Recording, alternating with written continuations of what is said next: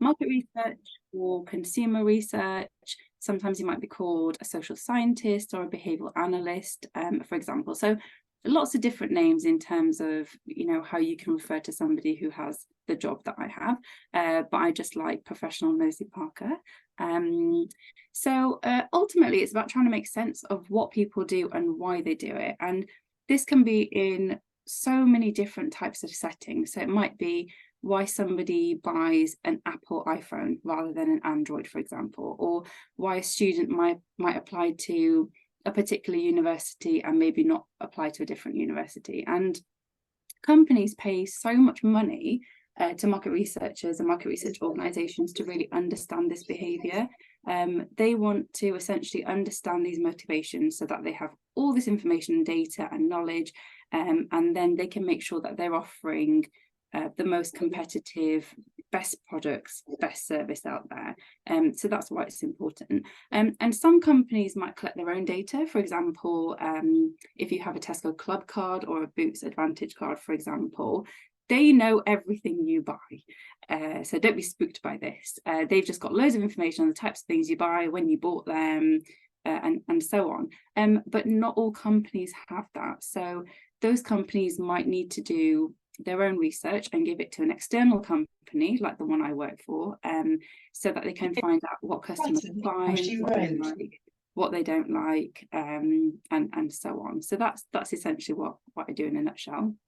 And some of the other things that people mentioned, so being a therapist, yes, you end up being a therapist because you listen to people a lot, and people don't always kind of answer the question you've asked them. They kind of go a roundabout way of telling you. Their response is always quite different, depending on how they're feeling on that day. Somebody said interior designer checking out houses and an estate agent. Well, before COVID, I did used to go into people's houses, and I would go into their house and I would do research there. So I might observe how they cook their food, for example, and then come up with a new type of ready meal, for example. So again, there's that kind of being able to immerse yourself in somebody else's life, a spy, yeah, kind of, but with permission, because there's the ethics behind it. And then somebody mentioned being a news reporter. So that's, I suppose, the very end of the research project, where you have to report back all your findings, and you have to really help your client or the company you're working for, the brand you're working for, make big decisions based on that research that you've just completed. If anyone has any questions, feel free to kind of ask as we go along. But I have a question for you just before we begin. So I just want to understand how many decisions you think you've made today. So you can either sort of shout them out or pop them in the chat. But how many decisions do you think you've actually made in this day alone?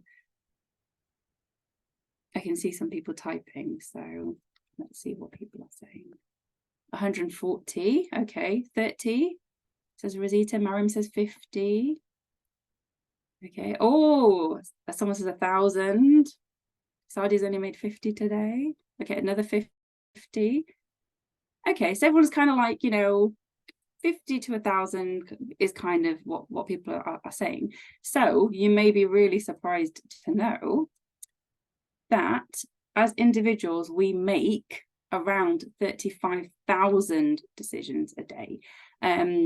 And the vast majority of those decisions are ones that are really fast, automatic, and we just don't require a lot of thinking. So everyone here, not pointing any fingers, but I'm pretty sure everyone brushed their teeth this morning, but you might not remember making that conscious decision in terms of you going to brush your teeth. It's just part of your routine. You just do it without really thinking about it. And you might not remember all the details in terms of, you know, the actual process of you doing it or how long it actually took, but you know you did it.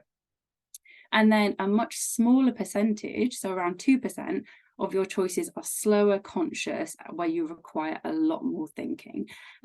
So for example, if you go to a cafe and your favorite frappuccino or other drinks are also available, might not be there, you have to really think about what other drink you're gonna get. So you're gonna have to stop and you're gonna have to look at the menu. You're gonna have to reassess everything, your whole life.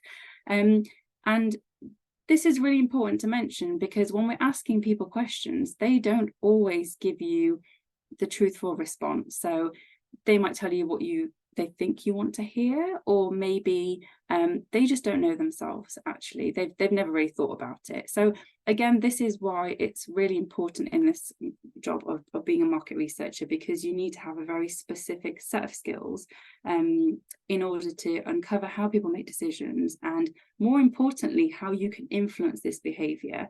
Companies want to become the default. They want to, be in that bucket where you're making really fast, automatic, little thinking required decisions, where you're choosing them every time, essentially. And we know that some people will change their behavior if you really encourage them in the right way. And some time back, Volkswagen, the car brand, really focused their attention on making sure that they were taking part in socially conscious initiatives and activities. So things like, making sure people are wearing a seatbelt, making sure people are putting stuff in the bin, going the speed limit, and so on and so on.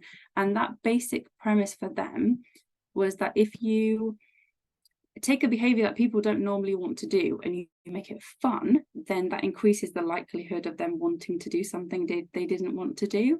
And just one example of something else that they did, which you can see here, is that in a subway in Sweden, I believe, you had an escalator going up, and then you had a flight of stairs going up.